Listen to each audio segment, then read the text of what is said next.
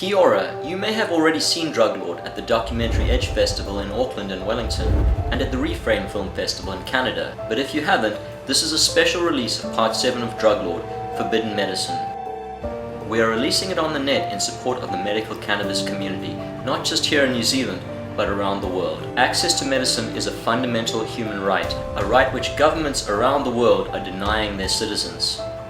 This is perhaps one of the most egregious injustices of the war on drugs. As part of the production of Druglord 2, we traveled to Israel to film the world's largest and most scientifically advanced medical cannabis program. New Zealand or any other country can follow their example.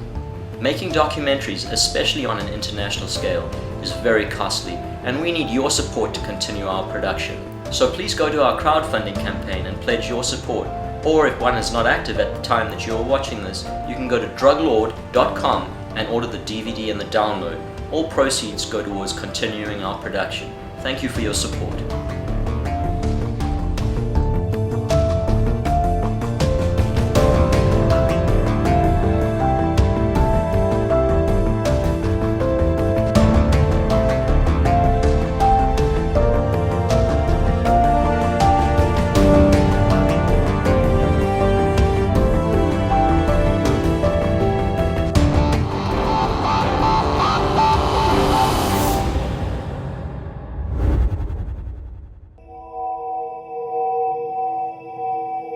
Cannabis is one of the most valuable medicines we possess. I think the story of cannabis is the saddest story of all because it was a medicine. Queen Victoria was given it, she used it for period pain. It was a useful medicine, and pretending it wasn't a medicine in the 1961 convention has stopped a huge tranche of research into all the potential therapeutic benefits.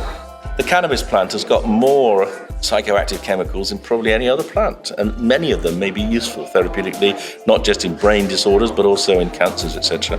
And almost none of that research has been done because the drug's illegal. I think that is the greatest scandal of all, actually. Cannabis has been used as a medicine for at least 4,000 years that we know of. Like, we have written records from the Chinese dynasties that cannabis was a very, very useful medicine. 4,000 years. It's only really been since Prohibition that we haven't had access to it. Queen Victoria, 7 children, she swore by cannabis. She said it was a wonderful treatment for the pains and distress of childbirth. It was very popular in Britain until about the 1950s. And then as soon as it started being used for recreation rather than medicine, the government clamped down on it. We got rid of it in the UK as a medicine in 1971. And since then, we've been prosecuting people with chronic, debilitating illnesses who've got no other options but to grow cannabis or import it. We've been prosecuting them in a really cruel and unnatural way. To sustain prohibition, which is inherently cruel, putting people in cages, enormous numbers of people, you need a population that's scared of these drugs. For illegal drugs, use equals abuse. For prescription drugs, use equals medicine. When you put marijuana in context, it's one of the lower risk things that people could do. And in fact, the DEA's own administrative law judge almost 30 years ago said that marijuana is the safest therapeutically active substance known to man. That statement was true then, it's still true now. But finally people are realizing it. If pharmaceutical companies are not already frightened about the widespread access of marijuana, they should be. Because marijuana will replace, for many people, a whole shelf of prescription medications that come at a much higher cost.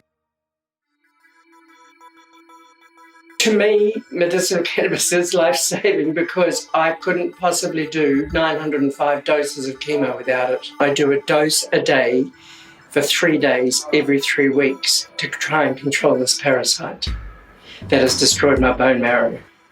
And the only way for me to have relief, instant relief within 3 to 4 minutes, is medicinal cannabis. And I'm absolutely convinced that this has been part of my wellness strategy that's kept me alive for the 17 years longer than they said I would live.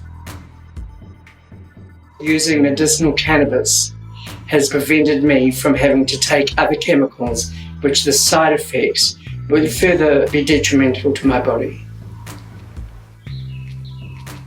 Basically, I've been able to get rid of 10 lots of tablets that were doing me more harm than good.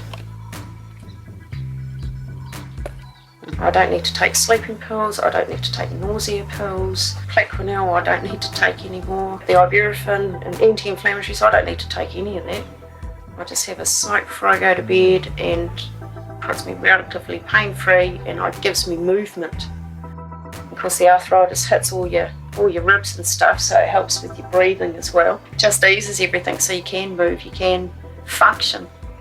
And even my doctor will go so far as says he knows I smoke, and he turned around and told me if he could prescribe it, he would.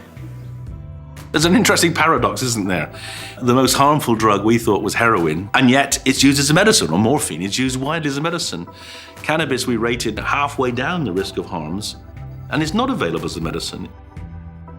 People that need drugs to reduce suffering, like multiple sclerosis sufferers who get prison sentences for growing their own cannabis, suffer even more because of the criminalization of their behavior. I have patients. I have one person. He's a magistrate. He's got severe spasticity, untreated by other medicines. Desperate to use cannabis. But of course, if he uses cannabis as a magistrate, he'll lose his job. The way the British and to some extent you have actually attacked these people, and we don't allow them now to say that they were to use a defence that they needed to because they were ill. This last government in Britain took away the defence of illness for use deliberately to make it to actually penalise cannabis users of any sort. And I'm really angry about that. I think it's cruel. The science and the politics are really moving in different tracks, essentially. And what's happened in the political process is it's become quite stuck. Making the leaf available is simply a backdoor way of making it more widely available to everyone. So no support. It's essential for me. If I haven't got cannabis, I'm dead. All right, within not very long after not having any cannabis, I'm going to be dead. Yeah. So that's the cannabis. I use it as a poultice on my leg for nerve damage. My whole body goes into spasms. Sellotape a bit of cannabis on there. It stops it straight away, and I can go to sleep in about 20 minutes. Otherwise, I'm awake pretty much all night with it. The New Zealand Medical Association actually supports it. And it's actually in the law, in the Misuse of Drugs Act, that the doctors can prescribe it. So if doctors prescribe it, then that's actually complying with the law. And it even complies with international law, which is the Single Convention on Narcotic Drugs. As part of that actually says cannabis is to be made available for medical use. So, we shouldn't be having such a battle getting the only medicine that works for us. It shouldn't be such a battle, but it really is a struggle for a lot of people. A lot of the people in Green Cross are elderly people, and especially elderly ladies and stuff like that. They just can't go chucking off down to the local gang house and teddy house and get some cannabis. A lot of them can't even walk. So they have a real struggle. And these are the people that, medicinal cannabis, it shouldn't be a problem for them. Currently, I'm on pain relief that I don't agree with, I don't like. It's extremely dangerous. I really believe in cannabis as a medication, which historically, with me being partly trained as a pharmacist, I'm having it sitting on my shelves in the old days. I'm comfortable with thinking of cannabis as a medicine and always have thought of it that way.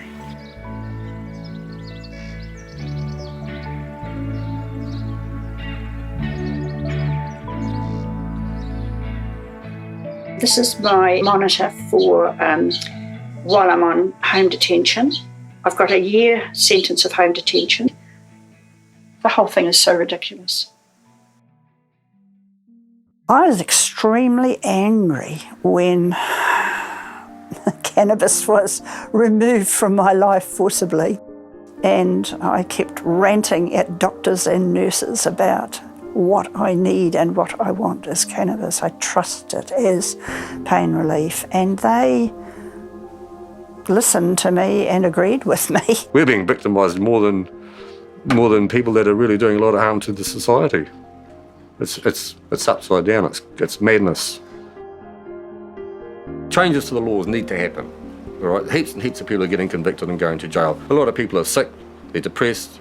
If the police raid them, they stand to lose their house. They stand to lose everything they got. They go to jail. Stop looking at this as such a small paradigm and thinking that everybody that uses cannabis is a criminal. I just find that absurd.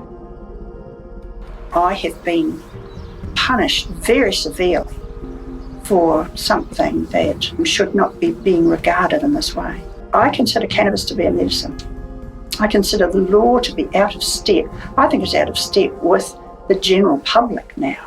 Here in New Zealand, there's actually a provision within the Misuse of Drugs Act allowing patients to get access to cannabis as medicine, providing they get approval from the Ministry of Health. And how many people have been approved in 4 decades? 0. In all these years, no one's managed to get permission from the Minister of Health. 30, 40 years or however long we've had prohibition, no one's managed to get it. So, what does that say to you? Basically says that we're dealing with the corrupt government. The mere fact that it's written there must mean that you can get it. But you can't get it. They're not even complying with their own laws. I feel very angry that the current cannabis laws have this perverse effect of denying access of medicinal cannabis to people who need it. Pharmaceutical companies that have been trying to develop isolated cannabinoids and non-smoking delivery systems like Sativex, like Marinol, those drugs are inferior in terms of efficacy and multiples of the cost. Some pharmaceutical companies, particularly GW Pharmaceuticals, hired as one of their spokesperson somebody who is the deputy drug czar in the United States, and her purpose was to demonize the plant and to say that this company had overcome the obstacles and overcome the harm of the plant by extracting the cannabinoids and giving it to you in a way that wouldn't hurt your lungs. And then they want marijuana to be kept away from becoming a medicine. Marijuana will be a generic medication. It's going to be extremely cheap, and it will be preferred by most patients, either smoked or vaporized, over all these isolated cannabinoids, which is not to say that these isolated cannabinoids shouldn't exist. Patients should have options. That's our fundamental view, and that the options can include what the pharmaceutical industry produces, but they should also include using the plant that they can grow themselves. Why can't citizens in a free country grow their own medicine? It's an absolute travesty of justice that we can't do that. Why won't the government stand up and let people that have genuine need grow their own medicine? You have to ask yourself the question. Big Pharmaceutical obviously doesn't want it to happen. So who benefits, who doesn't benefit from the public being able to grow their own medicine? Well, it's pretty obvious, isn't it? And big pharmaceutical companies are going to be very anti allowing you and me to grow our own medicine and heal ourselves. It's dogma, it's fear, it's very powerful lobby groups funded by big pharmaceutical companies.